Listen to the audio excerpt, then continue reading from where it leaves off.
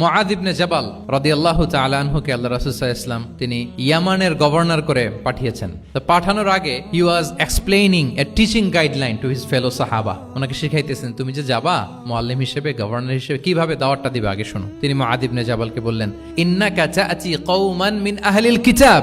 হে মুআয, জেনে রাখো এমন একটা এলাকায় তোমাকে পাঠাচ্ছি তারা কিন্তু আহলে কিতাব, মানে তারা হচ্ছে Jewish and Christian community, they are not Muslim, তারা কিন্তু ইহুদি খ্রিস্টান ওখানে। সো তুমি কিভাবে দাওয়াত দিবা? ফাদউহুম ইলা শাহাদাতি আন লা ইলাহা ইল্লাল্লাহ আন্না মুহাম্মাদুর রাসূলুল্লাহ। প্রথমে তাওহীদের দাওয়াত দিবা। আওয়াজ করে বলেন, প্রথমে দাওয়াত হবে কিসের? তাওহীদের। ফা ইনহুম আতাউ লিযালিক, বাক্যটা খেয়াল করেন, যখন তারা এটা মেনে নিবে, এটাতে অভ্যস্ত, তারপর তুমি দাওয়াত দিবা যে আল্লাহ প্রতিদিন 5 ওয়াক্ত সালাত ফরজ করেছেন। কয় ওয়াক্ত? 5 ওয়াক্ত সালাত। আচ্ছা, ফা ইনহুম আতাউ লিযালিক, যখন তারা 5 ওয়াক্তে সালাতে অভ্যস্ত হবে তখন বলবা যে আল্লাহ তাআলা ধনীদের উপর যাকাত ফরজ করেছেন। ফা ইনহুম আতাউ লিযালিক, যখন ওইটা মানবে এরপরে বলবা রমজানের রোজা ফরজ করেছেন।